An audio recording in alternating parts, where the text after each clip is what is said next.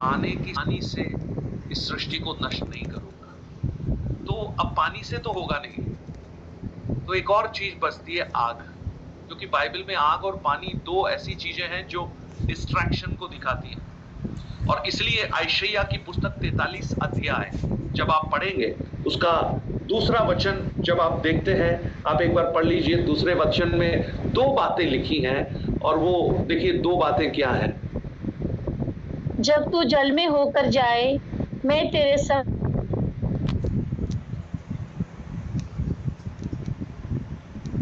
जब तू आग में चले, तब तुझे आँच ना लगेगी और उसकी लौ तुझे ना जला सकेगी। जब तू जल में होकर जाए, जब तू आग में होकर चले, तो ये दो बातें वहां पर लिखी हैं। और परमेश्वर कहता है, मैं तेरा रचने वाला परमेश्वर हूं, मैं तेरे संग रहूंगा। अगर आप इसको थोड़ा सा पुराने नियम और नए नियम के दृष्टिकोण से देखेंगे, तो हमें एक चीज समझ में आएगी। पुराने नियम में नूह पानी में होकर चला, लेकिन वो पानी ने उसको डुबोया नहीं। इजरायली लोग लाल समुद्र में होकर चले, लेकिन पानी ने उनको डुबोया नहीं। देखिए, परमेश्वर अपने भक्तों की रखवाली हर समय करता है। और जब हम आग के बारे में देखते हैं, तो आग भी एक बहुत बड़ा डिस्ट्रक्टिव पावर है जो नाश कर सकती है।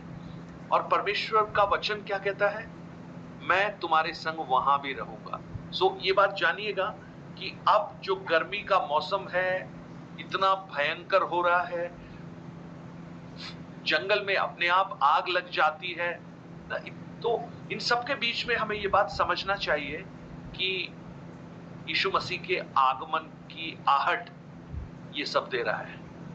बर्फ पिघल रही है, जल स्तर बढ़ रहा है, प्रेम कम हो गया है। प्रेम है क्या पहले वाला? आपको क्या लगता है, प्रेम पहले वाला है? नहीं है ना? नहीं। हम देख सकते हैं इस बात को हर तरफ। मतलब कोई ऑनेस्टी नहीं है, ईमानदारी नहीं है। यहां तक कि डॉक्टर लोगों के पास में जब पेशेंट आते हैं, उसके पैर में तकलीफ हो, तो वो सर्जरी करके उसको बेहोश करके बाद में पता लगता है एक किडनी का आदमी है, वो एक किडनी है ही नहीं, निकाल लिया लोगों ने। कैसी कैसी परिस्थितियों से होकर हम लोग अब गुजर रहे हैं। सो बाइबल इन सब बातों के बारे में बताती है। जब तुम इस बात को जानो, तो समझ जाना चाहिए कि आगमन की आहट हो रही है। हम लोग इतना ज्यादा इस संसार में लिप्त हो गए हैं, यानी इस संसार में हम जड़ पकड़ चुके हैं कि हमें समझ में नहीं आ रहा कि ये सब भी हो सकता है।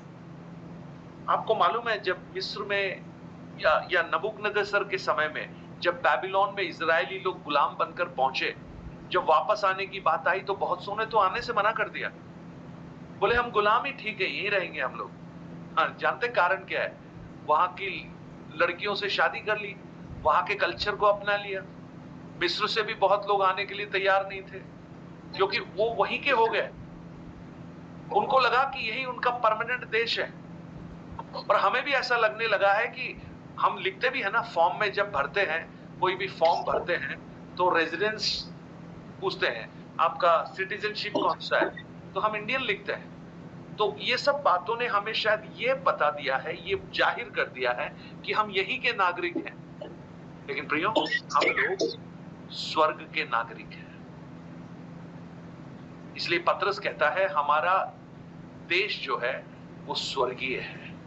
हम उस विचारधारा को हमेशा अपने जीवन में बनाकर रखें। सो हम लोग पिछले दिनों में उन बातों को चर्चा कर रहे थे कि एक रैप्चर होगा, यीशु मसीह का आगमन के चिन्ह दिखाई देंगे, बादलों पर यीशु मसीह आएगा और अपनी दुल्हन को अपने साथ उठा लेगा, जिसमें ना कोई कलंक होगा, ना कोई झुर्री होगी, ना कोई अपवित्रता होगी।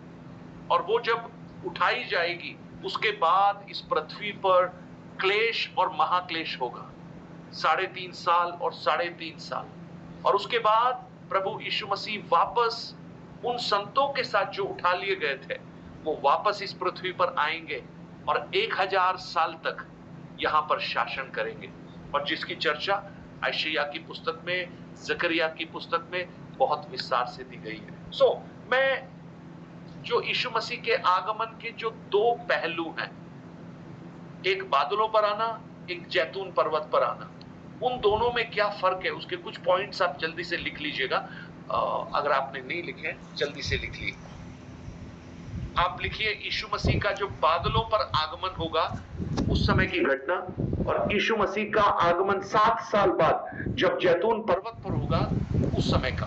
तो इन दोनों बातों को आप लिखिए। नंबर 1, जब यीशु बादलों पर आएंगे तो पहला थिस्सलुनीकियों की पुस्तक उसका 4 अध्याय उसका 17 वचन पढ़िए।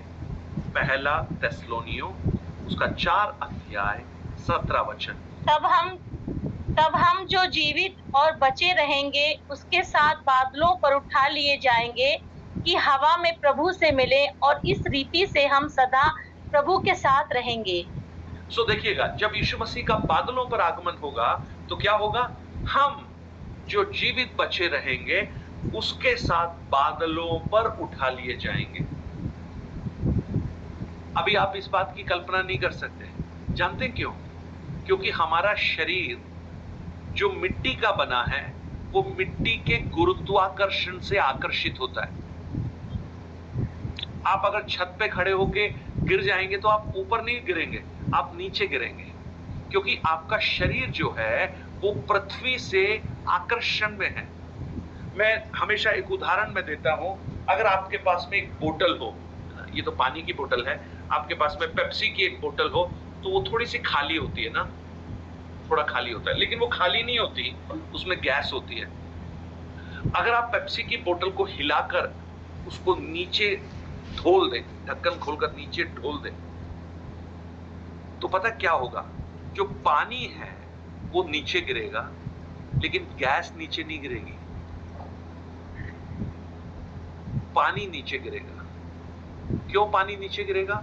क्योंकि पानी जमीन में से आया है। लेकिन गैस नीचे क्यों नहीं गिरेगी? क्योंकि गैस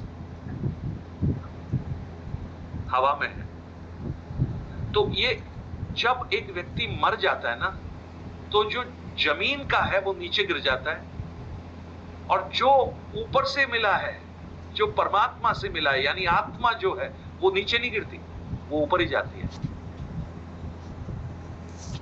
सो हम क्या होंगे? पृथ्वी के गुरुत्वाकर्षण को हम पराजित कर देंगे। तो आप समझ लीजिएगा, वहां हमारा शरीर नहीं होगा, ये मांस का शरीर नहीं जाएगा, आत्मिक रूप में हम लोग होंगे, ये मैं आपको बता चुका हूं। तो जब यीशु मसीह बादलों पर आएंगे तो हम जो जीवित बचे रहेंगे उसके साथ बादलों पर उठा लिए जाएंगे। आप कल्पना कर सकते हैं कि आपको कोई हवा में उठा के ले जा रहा है। आप कभी कभी देखना, आपने अगर झूले झूले हैं ना, मैं तो बहुत गांव में रहता था इसलिए मुझे अच्छी तरह मालूम है। गांव में जब सावन के महीने आते थे, पेड़ों में झूले लगा के झूले झूलते थे, और जब झूले ऊपर जाते थे, जब बहुत ऊपर चले जाते थे, तो पेट के अंदर कुछ होने लगता था। ऐसा लगता था जैसे पता नहीं, और वो बड़ा आनंददायक था झूला झूलना। तो आप कल्पना कीजिए कि आप झूला तो खैर एक सीमा तक ही जाता है, आप खुद ऊपर जा रहे हैं, ऊपर ऊपर ऊपर, और कोई विमान या कोई साधन नहीं उसके लिए। You are going up. कहां? हवा में प्रभु से मिले, और इस रीति से हम सदा प्रभु के साथ रहें। तो यह है उस समय जब यीशु मसीह बादलों पर आएंगे। तो लेकिन जब यीशु मसीह 7 साल बाद जब आएंगे, तब आप देखिए क्या होगा। इन्हीं विश्वासियों का, इन्हीं लोगों का जो हवा में उठाए गए थे, उनका क्या होगा? प्रकाशित वाक्य 19 अध्याय उसका 14 वचन।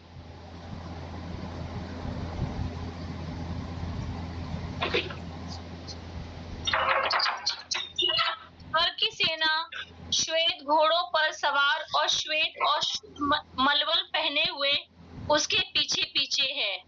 और स्वर्ग की सेना श्वेत घोड़े पर सवार और श्वेत और शुद्ध मलमल पहने हुए उसके पीछे पीछे है। अब दोनों बातों को समझिएगा। 7 साल पहले हम बादलों पर उठाए जाएंगे और प्रभु से मिलेंगे, लेकिन 7 साल बाद क्या होगा? ये जो ऊपर उठाए गए लोग हैं वो यीशु के साथ श्वेत वस्त्र पहने हुए उसके पीछे पीछे आएंगे, और इसको कहा गया है स्वर्ग की सेना। यहां तो हम पृथ्वी की भी सेना नहीं थे, किसी ने हमको सेना में भर्ती नहीं किया, लेकिन अब हम स्वर्ग की सेना बन जाएंगे जब उठा लिए जाने के बाद 7 साल बाद वापस जब आएंगे। ओके, जब यीशु बादलों पर आएगा तो प्रकाशित वाक्य 3 अध्याय 10 वचन देखें।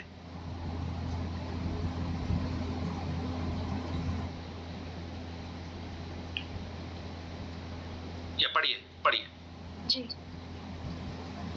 तूने मेरे धीरज के वचन को थामा है, इसलिए मैं भी तुझे परीक्षा के उस समय बचा रखूंगा जो पृथ्वी पर रहने वालों के परखने के लिए सारे संसार पर आने वाला है।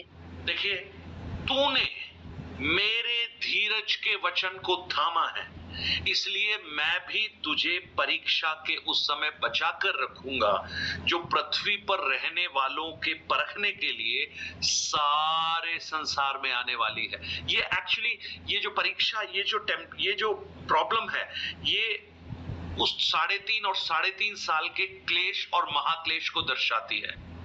तो यीशु मसीह का पहले आना, जो बादलों पर आना, उस समय विश्वासियों को सबसे बड़ी धन्य आशा क्या है कि वो लोगों को इसलिए बादलों पर उठा रहा है क्योंकि वो उस परीक्षा में, उस संकट में, उस क्लेश में उन्हें छोड़ना नहीं चाहता।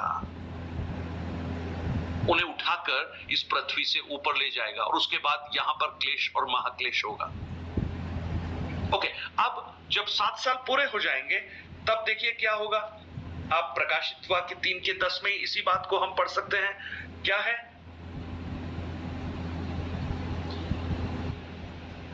जो पृथ्वी पर रहने वालों के लिए परखने के लिए सारे संसार में होने वाली है। और इसी के साथ पहला थिस्सलुनीयों 5 अध्याय भी पढ़िएगा एक बार। पहला थिस्सलुनीयों 5 अध्याय उसका 9 वचन। क्योंकि परमेश्वर ने हमें क्रोध के लिए नहीं परंतु इसलिए ठहराया है कि हम अपने प्रभु यीशु मसीह के द्वारा उद्धार प्राप्त करें। क्या करें? यीशु मसीह के द्वारा उद्धार प्राप्त करें। और उसने हमें क्रोध के लिए नहीं, ये परमेश्वर का क्रोध है जो पृथ्वी पर प्रकट होगा उस संकट और महासंकट के रूप में, लेकिन अपने भक्तों को, जिन्होंने उस परमेश्वर के पुत्र यीशु मसीह पर विश्वास किया है, उन्हें उसने क्रोध के लिए नहीं रखा है। उस क्रोध से वो बचाकर उनको रखेगा। यानी जब कलीसिया उस बादलों पर होगी सो 7 साल इस पृथ्वी पर वो क्या क्या होगा उसके बारे में प्रकाशित वाक्य जब हम सीखेंगे 4 अध्याय के बाद 5वें अध्याय से, तो एक एक घटना का वर्णन हम देख सकते हैं।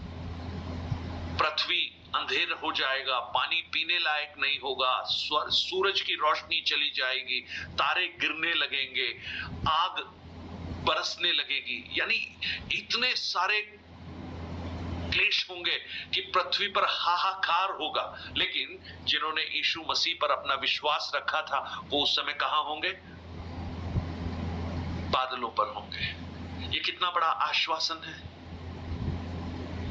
कितनी बड़ी एक सांत्वना है उन भक्तों के लिए जिन्होंने उस प्रभु पर विश्वास किया है। सो क्लेश और महाक्लेश हमारे यहां से उठा लिए जाने के बाद होगा। ओके, अब एक और वचन पढ़िएगा। ये जो विश्वासियों को, जिन्होंने प्रभु को ग्रहण किया है, उनको इस पृथ्वी से उठा लिया है, ये पता है किस बात को दर्शाता है?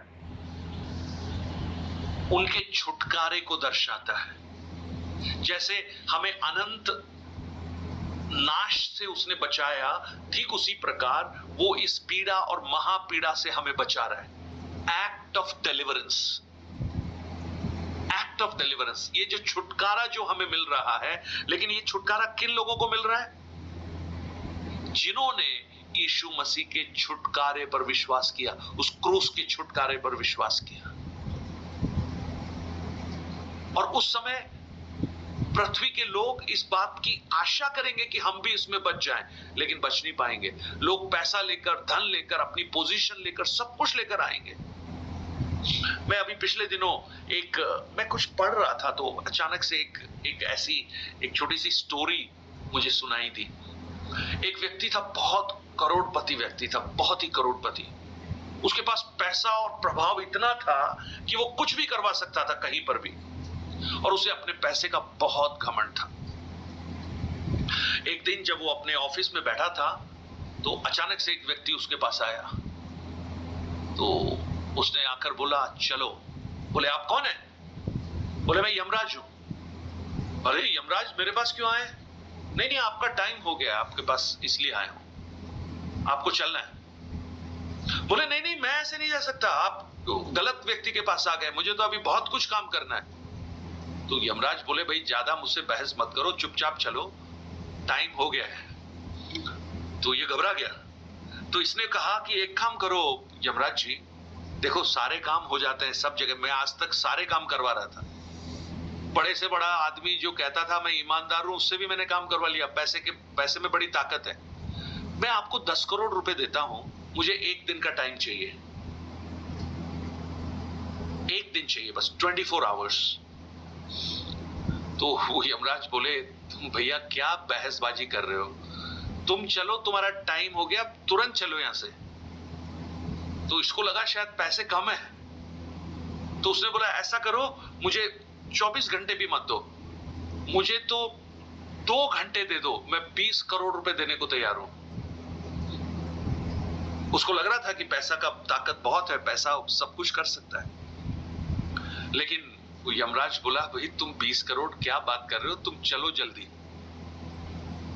और लास्ट में ये व्यक्ति, पता है, इतना उसको लगा कि ये क्या हो रहा है, मेरे पैसे की कोई वैल्यू नहीं है क्या, ये क्या मेरा पैसा, मैं सोचता था कि पैसा सब कुछ कर सकता है। तो उसने कहा, एक काम करो, मेरा जितना भी धन है वो सब कुछ, जो भी वहां पे विदेश में जमीनें हैं, वहां पे घर है, वहां पे बंगले, सब कुछ तुम ले लो, मुझे 1 घंटा दे दो, 1 घंटा, जिससे मैं अपने सब बातों को मैं सुचारू रूप से मैं कर पाऊं, सबको मैं बता सकूं, सब कुछ कर सकूं।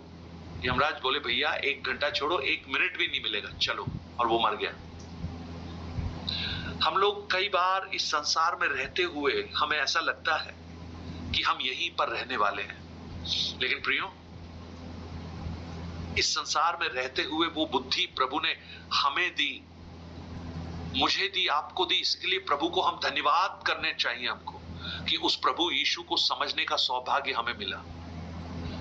आप में से बहुत से लोग होंगे जिनके पास सुसमाचार जब आया था, आपने उसको रिजेक्ट कर दिया होगा, आपने मजाक उड़ाया होगा उसका, आपने बोला, अरे क्या है, कौन बेकार में फालतू की बातें करते हैं, इनके पास कोई और काम नहीं है क्या। लेकिन उस परमेश्वर का धन्यवाद हो जिन्होंने अपने अनुग्रह को हमारे जीवन में प्रकट किया और हमारी बुद्धि को उसने ऐसा बनाया कि हम उस प्रभु यीशु को अपना उद्धारकर्ता स्वीकार कर पाए। और ये पवित्र आत्मा का बहुत बड़ा कार्य हमारे जीवन में हुआ। और ये जो इसकी प्रामाणिकता है, ये उस समय साबित होगी जब कलीसिया यहां से उठाई जाएगी और क्लेश और महाक्लेश यहां पर चलेगा। तब बहुत से लोग कहेंगे, हम भी चर्च गए थे, अरे वो हमारे पास भी आए थे, वो भाई साहब, वो बहन जी ने हमको भी बताया था, लेकिन हमने उस पर ध्यान नहीं दिया, हमने उस बात को बिल्कुल गंभीर नहीं लिया। हमको लगा ये लोग फालतू के लोग हैं, वैसे ही ये तो धर्म परिवर्तन कराना चाहते हैं, शायद ये बोल रहे थे। लेकिन आज इसकी सच्चाई का हमें समझ में आया। लेकिन अब क्या करें, कोई है हमें बचाने वाला। लेकिन आप देखिए, उस यीशु को जिन लोगों ने बिना देखे विश्वास किया, उनको इस संसार के क्लेश से बचाकर सुरक्षित अपने पास रखने के लिए यीशु बादलों पर आ रहा है, मेरे और आपके लिए। और जो नहीं उठाए जाएंगे, जिन्होंने उसको रिजेक्ट किया है, जिन्होंने उसका इनकार किया है, उनका क्या होगा। मत्ती रचित सुसमाचार 25 अध्याय को जब आप पढ़ेंगे, मत्ती 25 उसका 40 वचन देखिए।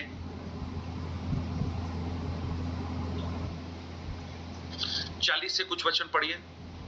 तब राजा उन्हें उत्तर देगा, मैं तुमसे सच सच कहता हूँ कि तुमने जो मेरे इन छोटे से छोटे भाइयों में से किसी एक के साथ किया, वो मेरे ही साथ किया।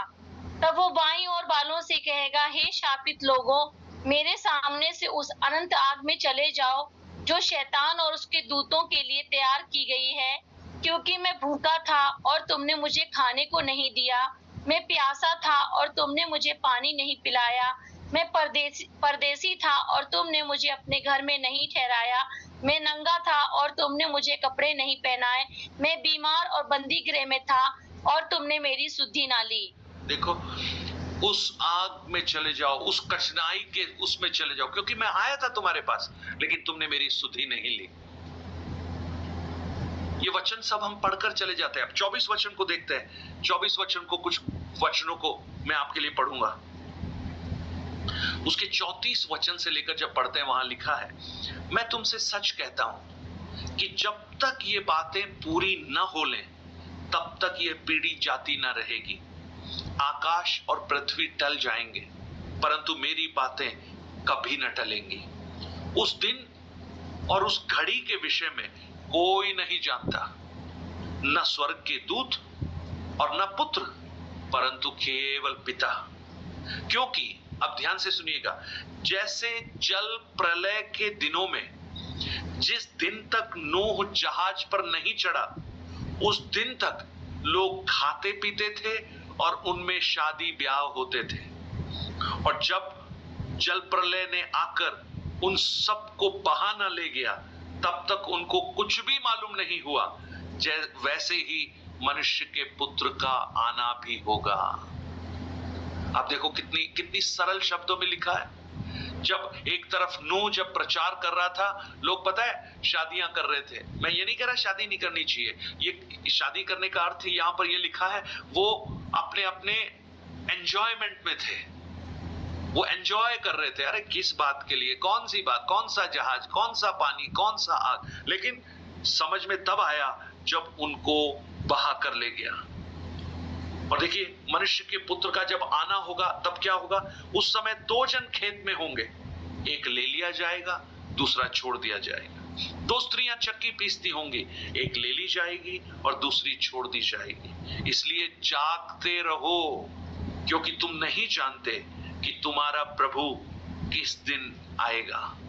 परंतु ये जान लो कि यदि घर का स्वामी जानता कि चोर किस समय आएगा तो जागता रहता और अपने घर में सेंध लगने नहीं देता। इसलिए तुम भी तैयार रहो, क्योंकि जिस घड़ी के विषय में तुम सोचते भी नहीं हो उसी घड़ी मनुष्य का पुत्र आ जाएगा। अब देखिए कितने स्पष्ट शब्दों में लिखा है, जिस समय के बारे में हम सोचते ही नहीं है। कुछ लोग पता है क्या सोचते हैं, ईस्टर के दिन यीशु मसीह आएगा, कुछ लोग सोचते हैं क्रिसमस के दिन आएगा, कुछ लोग ये कहते हैं संडे के दिन आएगा। अरे कोई से भी दिन आए, लेकिन जैसा लिखा है, आकाश और पृथ्वी टलेंगे लेकिन मेरा वचन कभी नहीं टलेगा। इसलिए उस वचन को थामे रहिए और उस वचन पर अपने दृष्टिकोण को बनाकर रखिए कि हमारा प्रभु किसी भी दिन आ सकता है। क्या ये बात जब मैं बोल रहा हूं, क्या आपको ऐसा लग रहा है कि हाँ, शायद प्रभु कल भी आ सकता है, परसों भी आ सकता है? क्या आप कभी ऐसा विचार कर सकते हैं? लेकिन हम अपने मन में ये सोचेंगे, अरे क्या, कब, इतने समय से सुन रहे हैं, ऐसा ही तब भी हुआ था। क्योंकि जिस घड़ी के विषय में सोचेंगे भी नहीं उस समय वो आ जाएगा। मेरी प्रार्थना है हम उसके आगमन के लिए तैयार रहे। We should prepare ourselves। देखिए, उसके आगमन के समय के लिए कुछ बातों को मैं आपके सामने रखूंगा, जल्दी से नोट कीजिएगा। एक वचन पढ़िए, 2 तिमोथी 4 अध्याय 8 वचन। 2 तिमोथी 4 अध्याय 8 वचन। मैंने पहले भी ये बातें बताई हैं, आज फिर से बता रहा हूं। भविष्य में मेरे लिए धर्म का मुकुट रखा हुआ है, जिसे प्रभु जो धर्मी और न्यायी है मुझे उस दिन देगा, और मुझे ही नहीं वरन उन सबको भी जो उसके प्रकट होने को प्रिय जानते हैं। आमीन। एक मुकुट की बात कर रहा है पौलुस। किनको मिलने वाला है? वहां पर खास तौर से लिखा, किनको मिलने वाला है? धर्मी और न्यायी। बताइए अनीता सिस्टर। जो परमेश्वर में सोए हैं।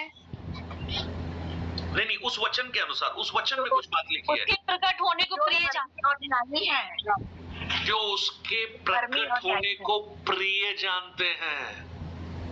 प्रिय यानी मेरे यीशु का आगमन मेरे लिए प्रिय है। अच्छा, आज सुबह से शाम तक आप बताइए आपके लिए क्या क्या प्रिय बातें हुई। आपने कुछ अच्छा खाना खाया होगा, वो आपके लिए बहुत प्रिय था। कुछ अच्छी चीज आपने देखी होगी, वो आपके लिए बहुत प्रिय थी। शायद कई दिनों के बाद कोई मित्र आपसे मिले होंगे, कितनी अच्छी बात थी।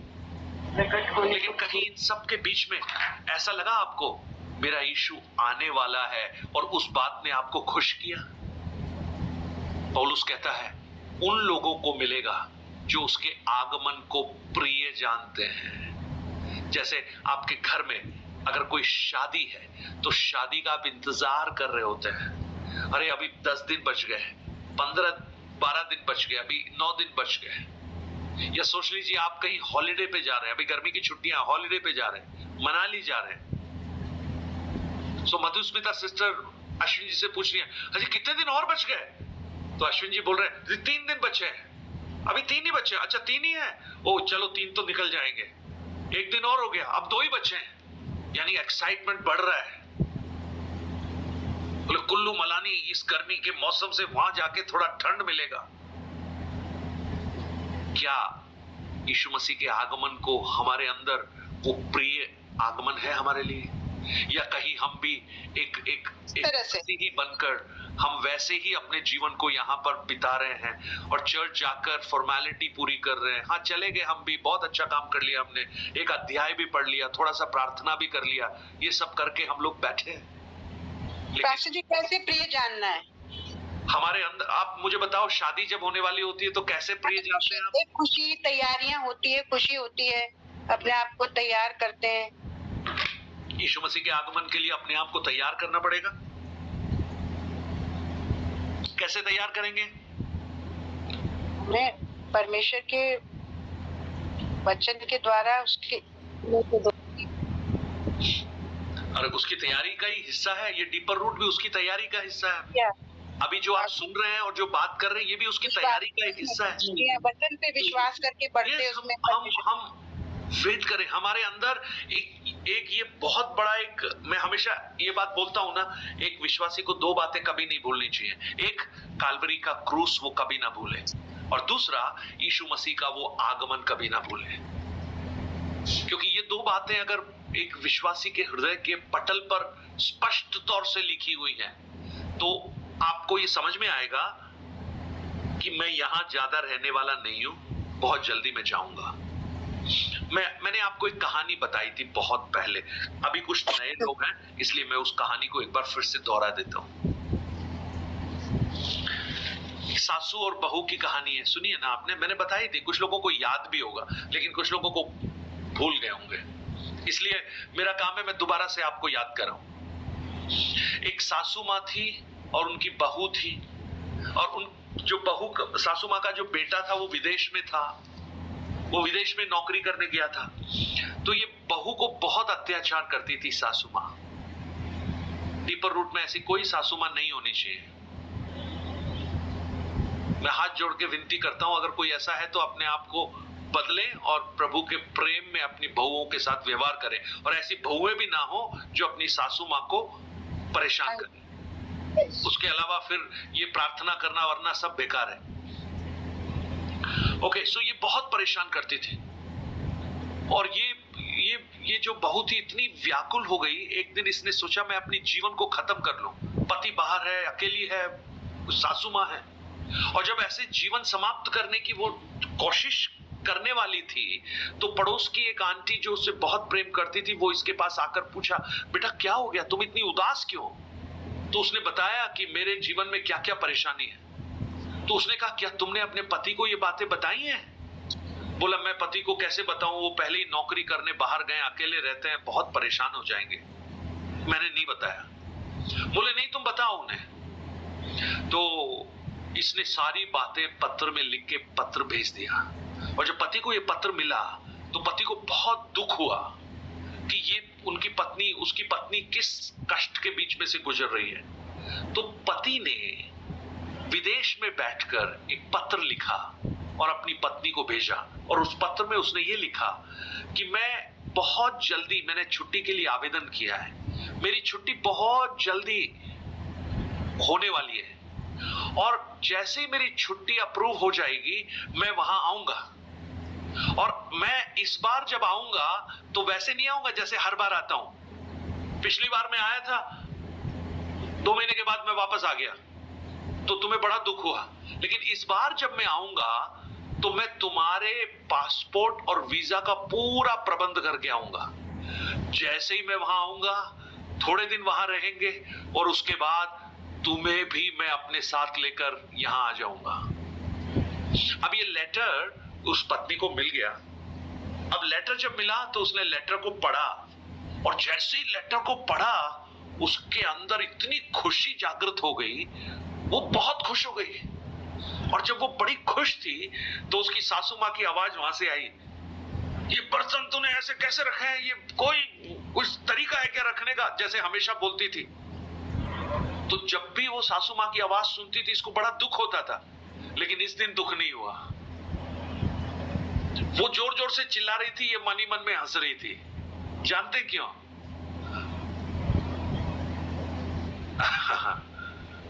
वो लेके जाएगा उनको, क्या? बोलिए। क्योंकि उसे पता था कि एक दिन वो चली जाएगी, उनको साथ ले जाएंगे। यस, थोड़ी देर में जाके प्यारो हम सब मिलेंगे, है ना। इस संसार में अभी वो सासू माँ कितना ही पुकारे, पर उसके पास में पता है क्या है?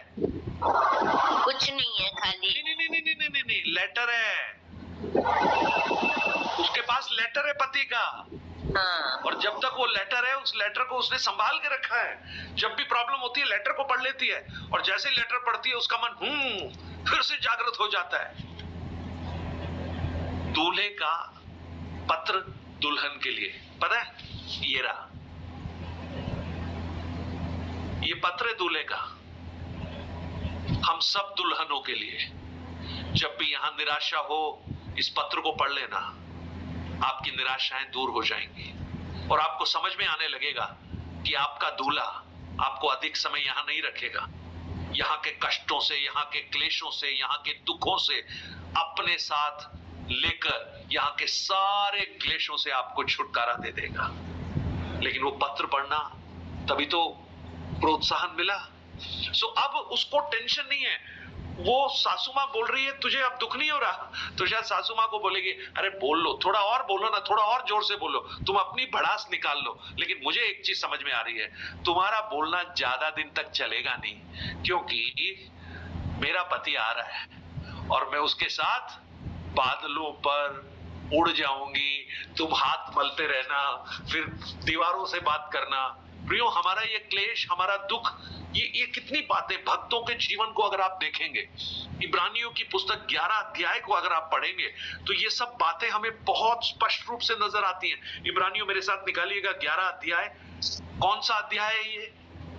विश्वास के वीरों की सूची है। और अगर आप अब्राहम से लेकर पढ़ना शुरू करेंगे तो आप पढ़ते जाइए और आप पढ़ते पढ़ते पढ़ते जब आगे बढ़ेंगे, 13 वचन को आप पढ़िएगा। 13 वचन को पढ़िए, इब्रानियों 11 उसका 13। ये सब विश्वास ही की दशा में मरे और उन्होंने प्रतिज्ञा की हुई वस्तुएं नहीं पाई, पर उन्हें दूर से देखकर आनंदित हुए और मान लिया कि हम पृथ्वी पर परदेशी और बाहरी हैं। कौन है हम पृथ्वी पर? परदेशी और बाहरी परदेशी हैं। उन्होंने मान लिया। अभी ना थोड़ी देर पहले जब ये मीटिंग शुरू हो रहा था तो अनीता सिस्टर ने ज्वाइन कर लिया था, मैंने भी ज्वाइन कर लिया। तो हम दोनों कुछ बात कर रहे थे। तो अनीता सिस्टर, आपको इसी संदर्भ में एक बात मैं अभी आपको बता दूं, आपने ही बताया मुझे। आप बताइए क्या होगा? याद आ रहा है आपको? जी। क्या बोलिए, क्या बताया होगा आपने? नौकरी नहीं था उसको, नौकरी नहीं। अरे ग्रेसी आंटी, मैं आपसे नहीं, अनीता सिस्टर से बात कर रहा हूँ। गर्मी के लिए बता रही थी मैं कि वो फिर क्या बताया आपने? और याद करो। ओके, मैं बताता हूँ। अनीता सिस्टर के हस्बैंड लखनऊ में है। जी है। वो अकेले हैं वहां। लखनऊ में बहुत गर्मी है और उनके पास कूलर नहीं है, पंखा है। अब मैंने उनको बोला कि उनको बोलो कूलर ले लें और नहीं तो रेंट पे ले लें। तो पता है उन्होंने एक बात बोली, अरे वो अभी अगस्त तक ही वहां पे है, अगस्त तक ही वहां पे है, तो अब वो कह रहे हैं कि अब इतने से समय के लिए मैं इतना सारा सामान वामान इकट्ठा करके क्या करूंगा। आपने बोला था ना नीता सिस्टर ये बात। जी पास्टर जी। जी ये बिल्कुल देखो इसी घटना से संबंधित है। अगर अगस्त तक वहां रहते हुए ज्यादा कुछ इकट्ठा नहीं करने का उनके मन में विचार है, तो आप सोचिए हम यहां थोड़े समय के लिए रहते हुए कितना इकट्ठा करके हम करेंगे क्या। इन लोगों ने क्या समझा, इन्होंने उन वस्तुओं को दूर से देखकर आनंदित हो गए और मान लिया कि हम इस पृथ्वी पर परदेशी और बाहरी हैं। परदेशी हूं यहां जाना मुझको वहां, परदेशी हूं यहां जाना मुझको वहां, सुंदर है घर मेरा जिसकी तुलना कहां, सुंदर है घर मेरा जिसकी तुलना कहां। है ना, कितने अच्छे अच्छे गाने हैं। यीशु मसीह क्या कहते हैं, तुम्हारा मन व्याकुल ना हो, मेरे पिता के घर में रहने के बहुत से स्थान हैं, अगर नहीं होते तो नहीं कहता। देखो मैं जाता हूं और शीघ्र वापस आऊंगा, और जहां मैं रहूं वहां तुम्हें भी अपने साथ लेकर जाऊं। प्रियो ये विचार हेलन आंटी, अगर हम उस तैयारी की बात करें, अगर हम उस तैयारी को अपने जीवन में हमेशा रखें, जैसे हम कहीं छुट्टी जाने के लिए हम इंतजार करते हैं, एक दिन बच गया, आधा घंटा बच गया, एक घंटा, जल्दी चलो, ट्रेन चला जाएगा, बस चला जाएगा, फ्लाइट निकल जाएगा, फटाफट एक घंटा पहले ही चलो। वो जो एक्साइटमेंट हमारे जीवन में है या नहीं, आज अगर यीशु आ जाए, क्या हम उसके लिए तैयार हैं? Are we ready? अपने आप से एक बार पूछ लीजिए। अच्छा, और देखिएगा, और कुछ बातों को और देखने की कोशिश करते हैं। एक, उसके आगमन को प्रिय जानना। दूसरा देखिएगा, फिलिपियों की पुस्तक 3 अध्याय उसका 20 वचन पढ़िए। फिलिपियों 3 अध्याय 20 वचन। पर हमारा स्वदेश स्वर्ग पर है और हम एक उद्धारकर्ता प्रभु यीशु मसीह के वहां से आने की बाट जो रहे हैं। आगमन को कैसे किया जाए? हमारा स्वदेश स्वर्ग में है और हम क्या कर रहे हैं, एक उद्धारकर्ता प्रभु यीशु मसीह के वहां से आने की बाट जो रहे हैं। अभी आप लोग 4 तारीख की बाट जो रहे हैं, पता है क्यों? रिजल्ट आएगा। कुछ लोग आईपीएल की फाइनल की बाट जो रहे थे, आप और बहुत सारी चीजों की बाट जो रहे हैं। मैं ये नहीं कह रहा कि उन चीजों की बाट नहीं जोनी है, लेकिन इन सब के ऊपर एक चीज की बाट जोड़नी है। क्या है? मेरा प्रभु आने वाला है, मेरा प्रभु मुझे लेने आने वाला है। उन 10 कुंवारियों को अगर आप देखेंगे, उनमें से 5 कुंवारियां जो हैं वो बुद्धिमानी के साथ अपने दूल्हे का इंतजार कर रही थी, और दूसरी 5 थी वो भी इंतजार कर रही थी लेकिन बेवकूफ थी। कहीं हम बेवकूफ तो ना बन जाए। दूल्हा हमारा भी है, उन 5 का भी था, उन 10 का दूल्हा था। 10 कह रही थी हमारा दूल्हा आने वाला है, हम भी बोलते हैं हमारा दूल्हा आने वाला है। लेकिन आप एक बार सोच लीजिए, क्या हम उन 5 बुद्धिमानों के समान हैं जिसको दूल्हा लेकर जाएगा, या उन मूर्खों के समान तो ना बन जाएं कि जो जाने के बाद दरवाजा पीटते रह जाएं, हमें भी ले लो, हमें भी ले लो। उसके आगमन को इंतजार कर रहे हो, यही लिखा है ना, प्रतीक्षा कर रहे हो। हम प्रतीक्षा कर रहे हैं। बहुत चीजों की प्रतीक्षा के बीच में यीशु की प्रतीक्षा तो हम भूल ही गए। हमको पता है कि हमारे घर में वो भाई साहब आ रहे हैं, वो बहन जी आ रही हैं, वो रिश्तेदार आ रहे हैं, लेकिन हम इसके बीच में ये भूल गए कि हमें जिसका इंतजार सबसे अधिक करना था, उसका इंतजार हम नहीं कर रहे हैं। हम उद्धारकर्ता की बाट जो रहे, बाट जोना, आगमन को प्रिय जानना। और याकूब की पुस्तक 5 अध्याय 7 और 8 वचन को जब आप पढ़ेंगे, वहां पर लिखा है, हे भाइयों, प्रभु के आगमन तक धीरज रखो। देखो, गृहस्थ पृथ्वी के बहुमूल्य फल की आशा रखता हुआ प्रथम और अंतिम वर्षा होने तक धीरज रखता है। तुम भी धीरज रखो और अपने हृदय को दृढ़ करो, क्योंकि प्रभु का शुभागमन निकट है। एक आगमन को इंतजार करना है, उसको आगमन को प्रिय जानना है, और उस आगमन तक क्या करना है? धीरज रखना है। धीरज रखना थोड़ा मुश्किल काम है ना। आपने ये गृहस्थ जो लिखा है ना यहां पर, ये किसान को कहा गया है। किसान, फार्मर। आप देखिए बीज लेकर जाता है खेत में, जब एक बारिश होती है उसके बाद वो बीज बोता है। किस आशा से बीज बोता है? जब उसके हाथ से एक एक बीज छूटता है, उस बीज के साथ उसकी बहुत बड़ी आशाएं भी टिकी हुई हैं कि ये एक बहुत बड़ी फसल पैदा करेगा, और जब अंतिम वर्षा होती है तो उस फसल की आशा करता है, एक धन्य आशा। हम भी उस प्रभु के आगमन तक धीरज रखें, जैसे वो किसान धीरज रखते हुए उस फल की आशा करता है। मैं और आप भी उस यीशु के आगमन तक धीरज रखें। संसार हमें बहुत सी बातें बोलेगा, हमें निराश करेगा, हमें बोलेगा ऐसा कुछ होने वाला नहीं है, अरे यही है, खाओ पियो मस्त रहो, क्या देखा है ये सब। लेकिन धीरज रखिए। नूह के जमाने में भी ऐसा हुआ था। अभी हमने पढ़ा मत्ती 24 में, समझ में ही नहीं आया क्या हुआ, लेकिन जब हो गया तब समझ में आया। धीरज रखिए। आगमन को प्रिय जानना।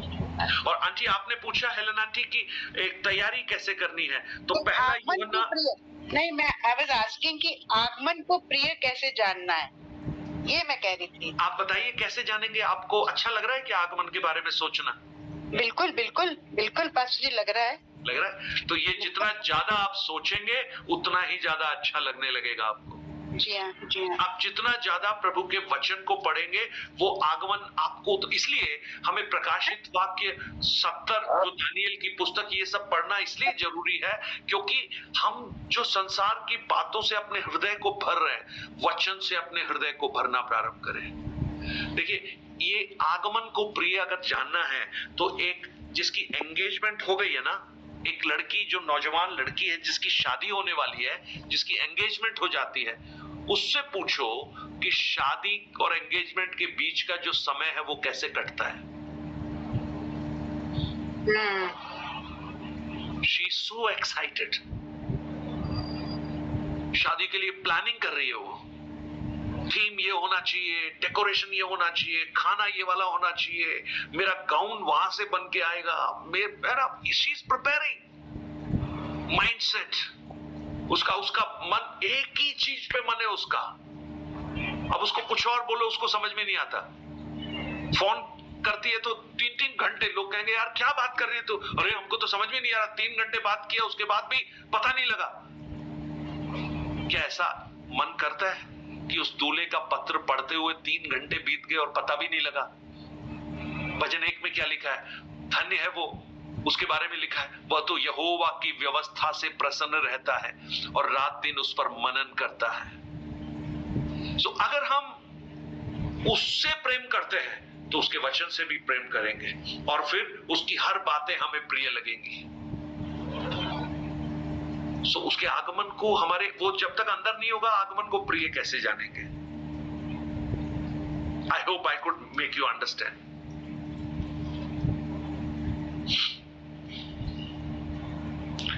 एक और चीज करनी है हमें। पहला यूहन्ना उसका 3 अध्याय उसका 3 वचन।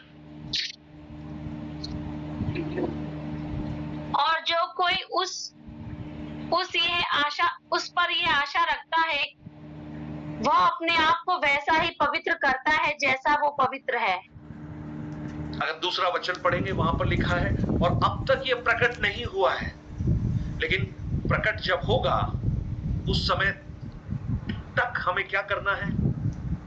पवित्र करना है जैसा वो पवित्र है। ये तैयारी है, इंतजार करना तैयारी है, सचेत रहना तैयारी है, अलर्ट रहना चाहिए हमें अपने आप को पवित्र करते हुए। कहीं प्रभु मेरे जीवन में कोई कलंक तो नहीं आ गया, कोई झुर्री तो नहीं आ गई, कोई अपवित्रता तो नहीं आ गई, कहीं मैं वो दुल्हन रिजेक्ट तो नहीं हो जाएगी। प्रभु आपके साथ मुझे जाना है। इसलिए आप उन भक्तों के जीवन को देखिए, संसार की सब बातों को ठुकरा दिया उन्होंने। संसार की खुशियों को ठुकरा दिया। एक एक प्रेरितों को अगर आप देखेंगे, उनकी मृत्यु को आप देखेंगे तो वो कहेंगे कितनी कठोर मृत्यु को उन्होंने सहा, लेकिन उन्होंने उन मृत्युओं को सह लिया। पता है क्यों? क्योंकि उनको मालूम था कि उनका देश ये नहीं है, वो परदेशी है। पौलुस कहता है, जी तो चाहता है कि मैं कूच कर कर अपने मसीह के पास जा पहुंचूं। कि जब, और दूसरा कुरिन्थी 5 में वो कहता है, 6 अध्याय में कहता है, जब तक मैं इस शरीर में हूं तब तक प्रभु से अलग हूं, जैसे ही शरीर छूटेगा मैं प्रभु के साथ मिल जाऊंगा। सो प्रियो, उस आगमन के लिए अपने आप को तैयार करें, उस पवित्र आत्मा से प्रार्थना करें। पवित्र आत्मा हमारे हृदय को, हमारे मस्तिष्क को सांसारिक बातों में सीमित ना कर, लेकिन तेरे आगमन के लिए हमें तैयार रख, क्योंकि उसका कोई भी वादा अधूरा नहीं होगा। उसके आगमन का वायदा अगर वचन कहता है तो निश्चित रूप से पूरा होगा।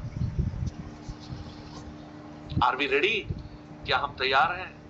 या अभी टाइम चाहिए हमें थोड़ा सा और, प्रभु कुछ और काम करने हैं? Are we